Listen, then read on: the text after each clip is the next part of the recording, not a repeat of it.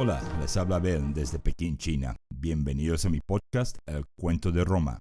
Episodio 43, La Vía Apia, segunda parte.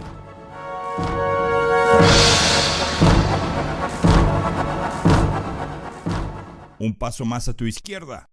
El muchacho, a 23 pasos y medio del agrimensor, no oyó la orden y por lo tanto no se movió. ¡A la izquierda te he dicho!, gritó el agrimensor. El muchacho, ahora asustado, se movió a la izquierda. El pobre aprendiz no podía oír ni una sola palabra con el viento del mar Tirreno soplando en la dirección del viejo enojado. ¡Un solo paso te dije!, volvió a gritar el topógrafo romano. ¡Qué stulte ese muchacho!, pensó el viejo. Stulte era la palabra que los romanos usaban cuando estaban verdaderamente enfadados por la incapacidad o estupidez de algún aprendiz o un estudiante un tanto lento. Traducido al castellano, stulte equivale a algo así como idiota. Cuando el muchacho se trató de poner en el lugar correcto, pisó una piedra y en un movimiento que solo duró un segundo, la groma, más alta que el muchacho mismo, se cayó de entre sus brazos y se fue al piso. El brazo de soporte de la groma se quebró y hasta el mismo mástil, el centro del instrumento con su punta de hierro aguda, se torció en la tierra hacia un lado. La groma, así, ya no servía para nada. Entre maestro y aprendiz habían logrado poner 2 gromas en su lugar y faltaban 2 más.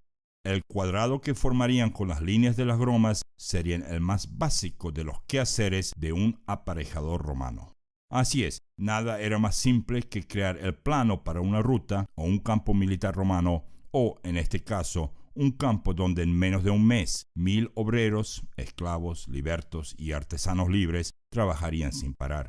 Establecer un cuadrado de líneas perfectamente rectas y con ángulos en 90 grados con nada más que herramientas como palas, sierras, martillos, cinceles, clavos, divisores, cuadrados y un nivel que se parecía a un banquillo de 4 a 7 pies, un tanto rudimentario, llamado el chorobate. Todo eso era el deber de un agrimensor romano. Tornillos no se habían inventado aún en Roma. Y tampoco había brújulas o carretillas para llevar toneladas y toneladas de tierra y rocas de un lugar a otro. Mientras en China antigua la brújula fue inventada alrededor de este mismo tiempo, la carretilla fue dibujada en los edificios funerarios de un gobernante de la dinastía de los Han en el año 118 a.C. Pero, increíblemente, la carretilla común no aparece en Europa hasta el siglo X, ya en la Edad Media. Bueno, sí existen teorías de que en Constantinopla sí se usaba una forma de carretilla con una sola rueda alrededor del siglo III de nuestra era, pero hasta el día de hoy no existen pruebas de esto. Y volviendo a nuestro muchacho y al agrimensor, el día de trabajo entero y esa groma con su base torcida estaban completamente perdidos.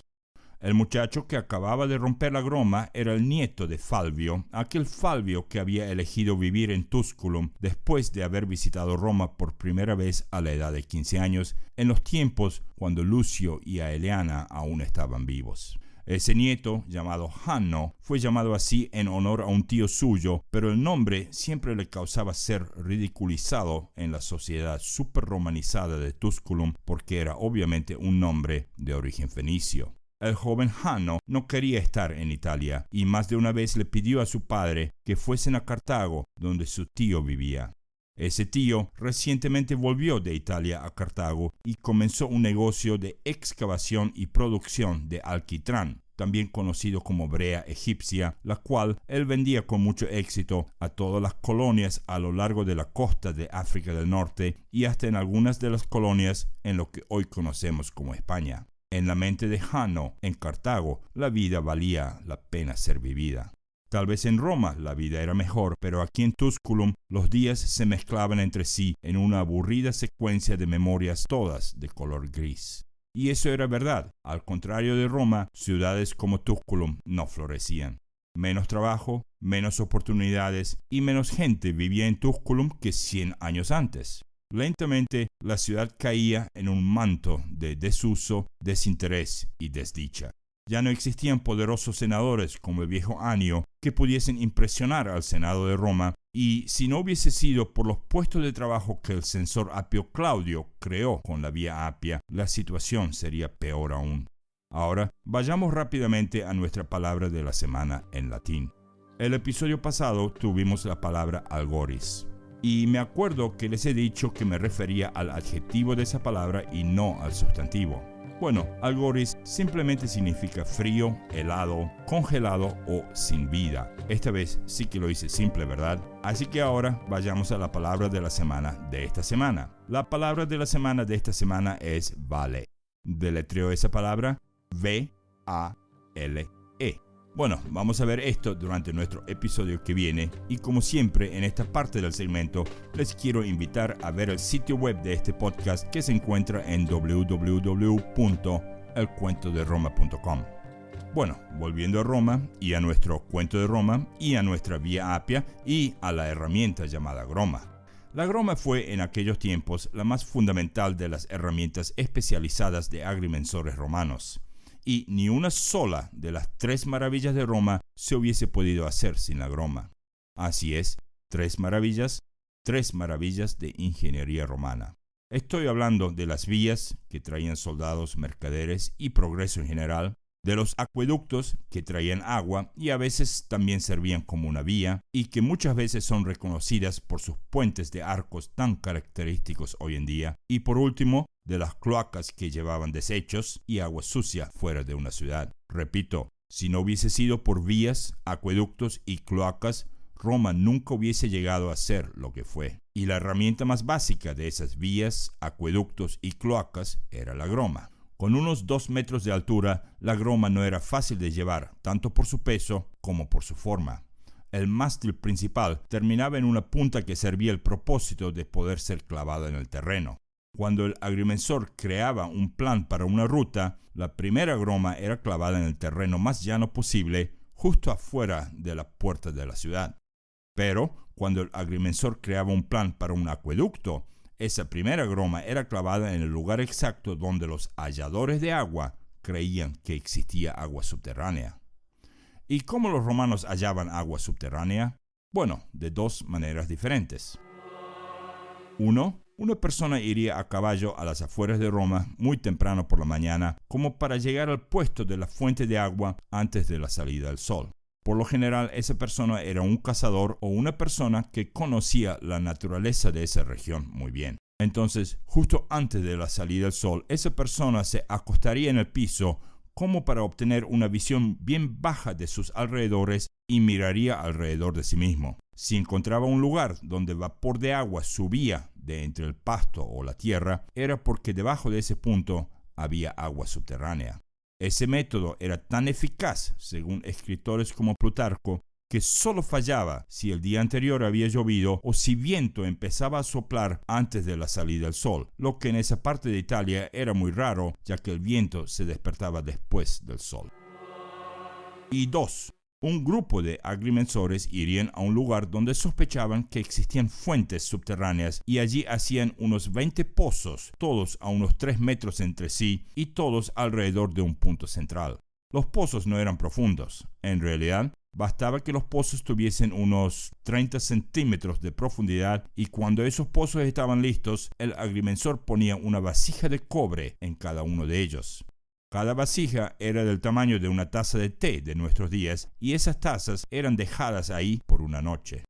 Al amanecer siguiente, también antes de la salida del sol, los topógrafos volvían a la escena y se fijaban cuál de esas tacitas de cobre tenía más gotas de agua. Debajo de la taza, con la mayor cantidad de agua acumulada, encontraban agua subterránea. Interesante, ¿no? Bueno, volviendo a nuestra groma. El brazo que salía de la parte superior de la groma tenía 23 centímetros y medio de distancia de ese mástil principal. Esa distancia le permitía a la groma poder ser usada sin tener que molestar el mástil una vez clavado en la tierra.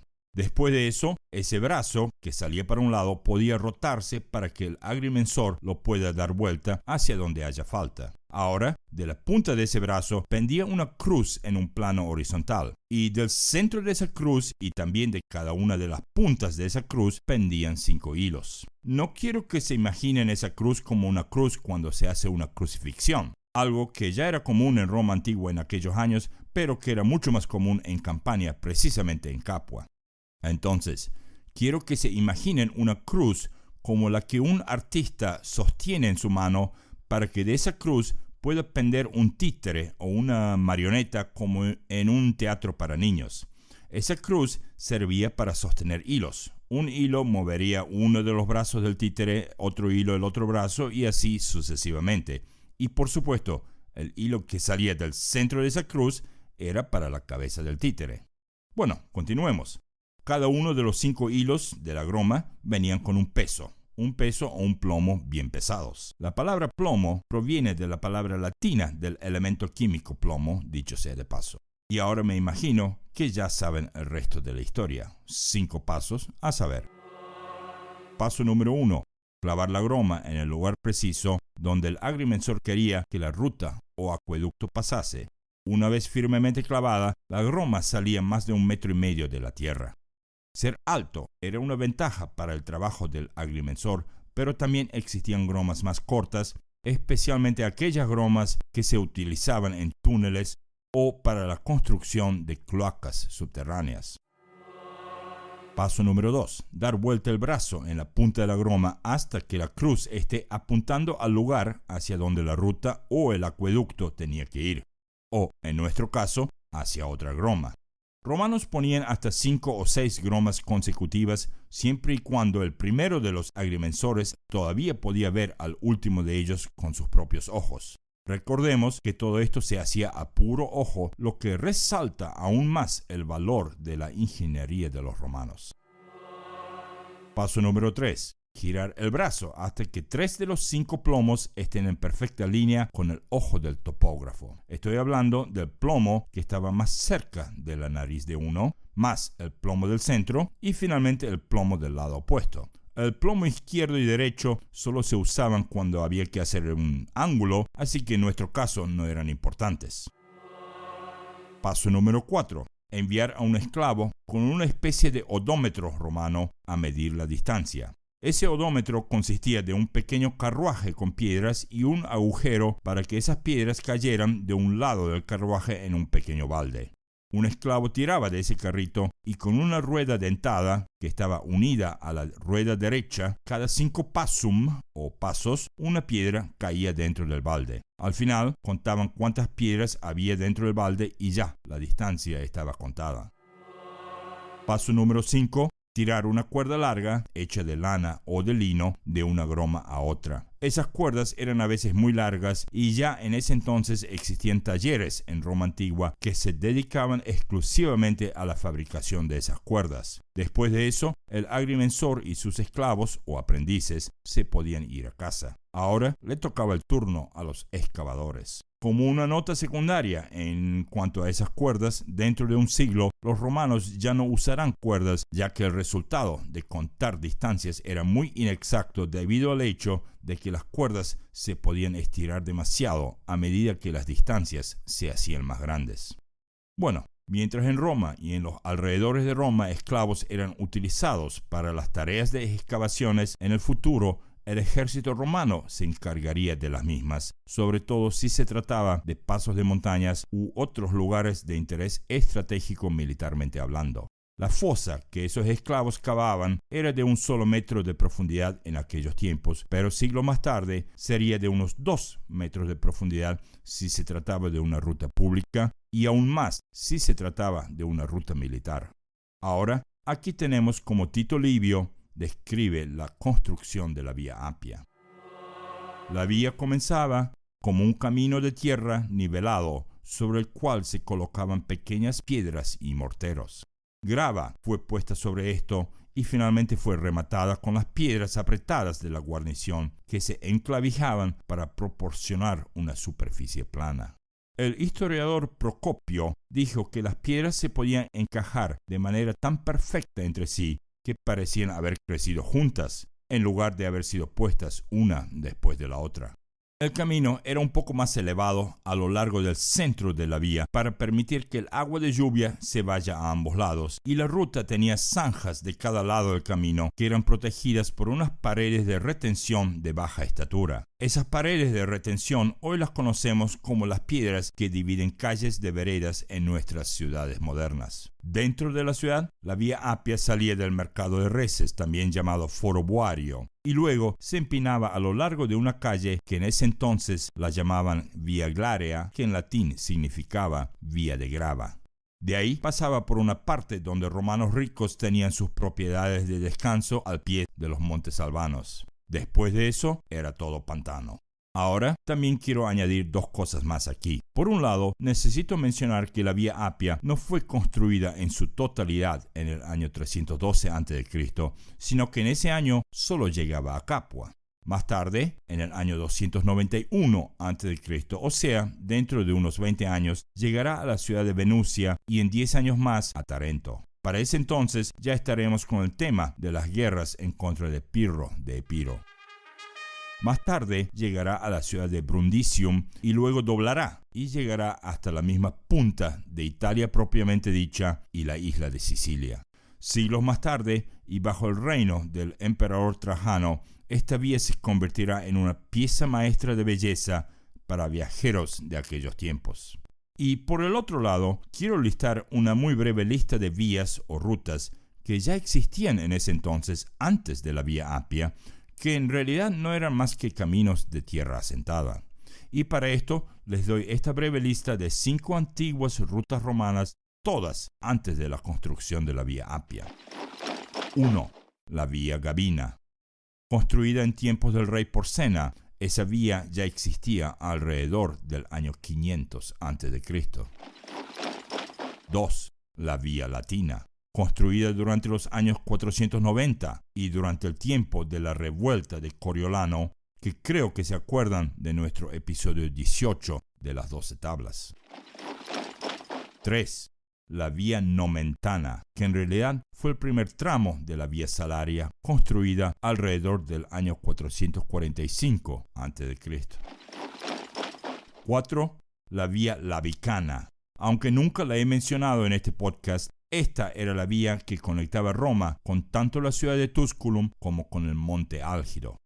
Esa vía fue construida en el año 421 a.C. Hoy en día, la villa de Livia, esposa del primer emperador Augusto, se encuentra en la milla 1 de esa vía, y la tumba de Didio Juliano, quien fue ejecutado en el año 193 después de Cristo, durante el famoso año de los 5 emperadores, se encuentra en la milla 6 de esa misma vía. Y 5. La Vía Salaria. Construida en el año 361 a.C., esa vía daba directa comunicación entre Roma y el mar Adriático con una distancia increíble de 242 kilómetros de largo. Ahí lo tenemos, 5 rutas, 5 diferentes tiempos.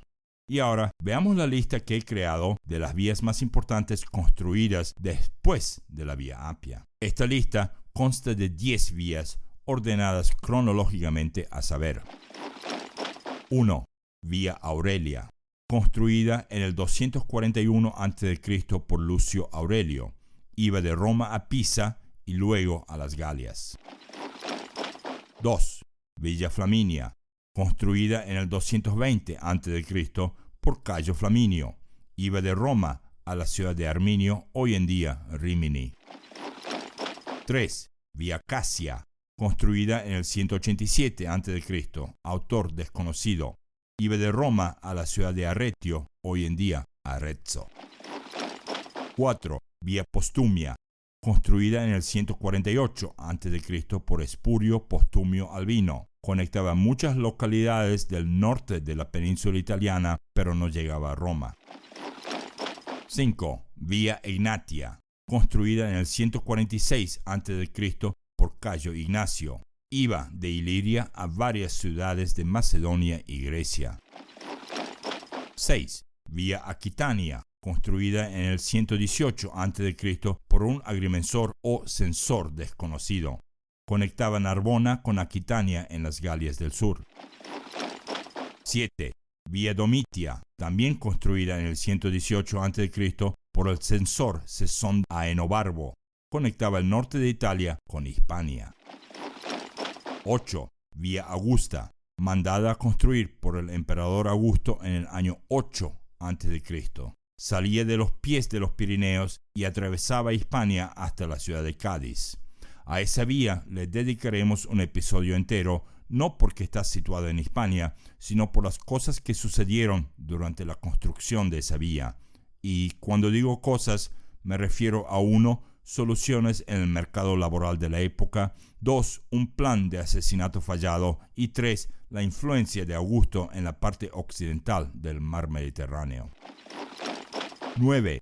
Vía Claudia Augusta, también construida alrededor del mismo tiempo, aunque ordenada a construir unos años antes.